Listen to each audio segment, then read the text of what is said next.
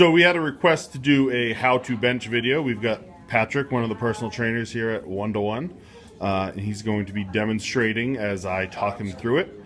So first of all, a common thing that you don't see in most gyms is Patrick has his feet on the floor and they are stable. He will keep them there. He will not move them because you will lose power when you move your feet. And if the whole point is to lift heavy weight and get bigger and stronger, you don't want to lose power. So he's going to keep his feet there. He's going to lay back and put a slight arch in his back. If you're not a power lifter, you don't need to worry about a huge arch, but you do want a little bit of an arch. And he's got his shoulders tucked in right here, right in there, like he's squeezing a pencil right now, so that he's stable on his back. He's gonna grab the bar at a little bit wider than shoulder width grip. He's going to wrap his thumbs because you don't want to die. He's gonna squeeze the bar and extend his triceps to get the bar out over his chest. Notice it's not over his neck. It is over his chest. You don't want it to go south and crush your larynx. All right, so he's going to bring the bar down to his chest. His elbows are going to stay in front of the bar. He's going to pause slightly on the chest and press it straight up. That is 1 rep. All right, good. So the reasons why we do all of that, we talked about the legs, you don't want to lose power. We talked about the back, you don't want to be unstable. But then the elbows, a lot of people, can you just demonstrate real quick the gym rat, wide shoulders, wide elbows? A lot of people will bench this way with elbows straight out. All right, good. And that is going to put a lot of stress on your shoulder joint, your AC joint, your rotator cuff. Just it's bad news. It can put stress on your elbows, more stress on your wrists. It's just so much stress that you don't even need. We're not even going to talk about doing that because there are other ways, better ways to hit those muscles if you're a bodybuilder than destroying your joints. So you want to keep your elbows in front. That lets you use your triceps. And remember, the more weight you push on the bench, the more hypertrophy you're going to get with your with all your stuff. So that was the basic bench setup, and next we'll cover some of your questions. So as far as rotator cuff, I've had 2 rotator cuff surgeries, so I can answer that question for you best. Just get started on your rehab. Obviously, do everything that your PT says. Follow your PT, assuming you have a good PT. If you need a good PT, we can help you with that. Then as soon as you can, before they tell you, we could tell you, give you some protocol when to start bamboo benching. We're just probably about 3 months into it. Start with like 3 pounds on each side, do 3 sets of 50 reps. Then as soon as you feel like you could do that, then go up to 6 pounds, 8 pounds, 10 pounds. You can go up as fast as you want as long as you can succeed and get 3 sets of 50. And then it could go on and on from there. I mean, we could talk about that for about a half hour. So that's a good place to start. Make sure you get a good surgeon, a good PT, follow all their protocol, do all your work that you're supposed to do at home, as well as going to every PT session, follow all the protocols for ice, E-stem, Advil, whatever they tell you. Make sure that you do everything at home that you're supposed to do too, all your sets and reps, and then you can add in things like bamboo bench, and then we could go on from there. So what if they don't have access to a bamboo bar?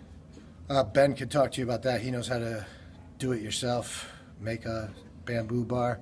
But I would say it's a great investment because you're not only going to use it for your rehab.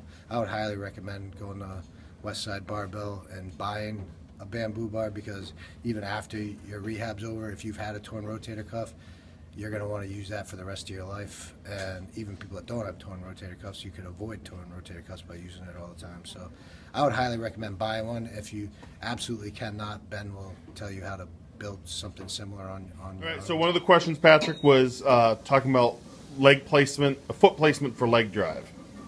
All right, so in some federations you need to keep your feet flat on the floor. In other federations let you keep your toes up, so we'll cover both of those. So if you have your toes up, you tuck them a little bit farther back, Same setup like we did in the previous video. Try to get tight. Squeezing the bench, right? Squeezing everything. Pushing the heels down to the floor.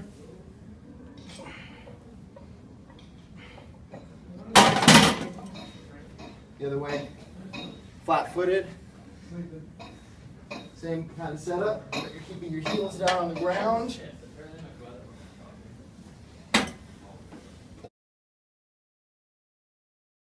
Everything's the same, but your heels are flat. Drive your heels in.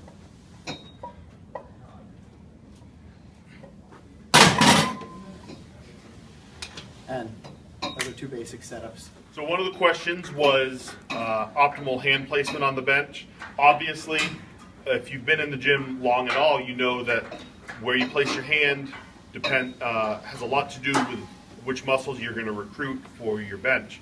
The closer in you go, the more triceps, the wider out you go, the more chest. It's going to depend a little bit on your own strengths and body shape, body morphology.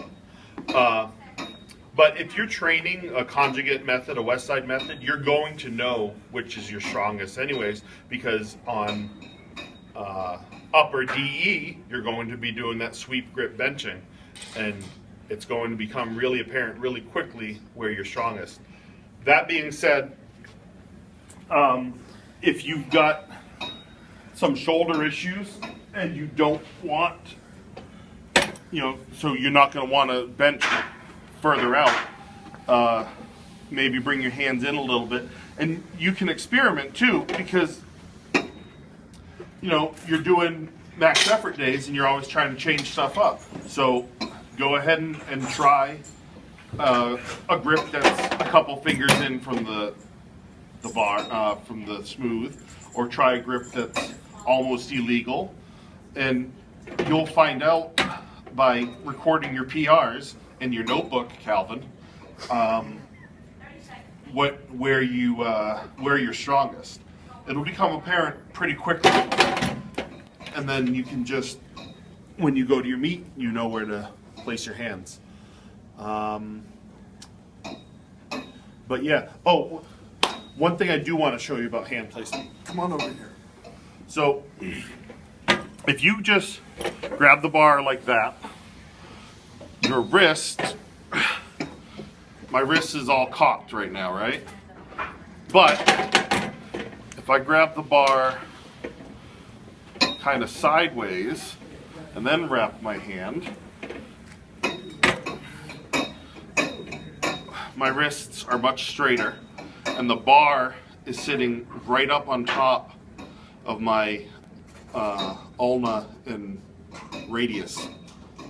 And you're not relying on your hands and your wrists to be strong.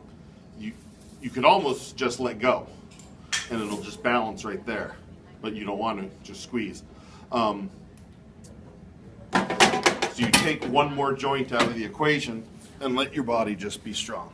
All right, somebody just said shirt versus raw, so it's not really clear what exactly that means, but if you want to see a video of somebody in a shirt, we could do that for you. But there's a lot of differences as far as wearing the shirt, getting in the groove, putting the shirt on, finding the right shirt, learning how to use the shirt. Training-wise afterwards is not really different. You're going to have weaknesses that you need to work on. So if you want to be a little more specific, assuming that doesn't answer your question, we'll help you out. There was another question, one more, about will benching increase your ability to break faces? Patrick? Yes. And that's all we've got from 1-to-1 in Concord, New Hampshire today. I love you.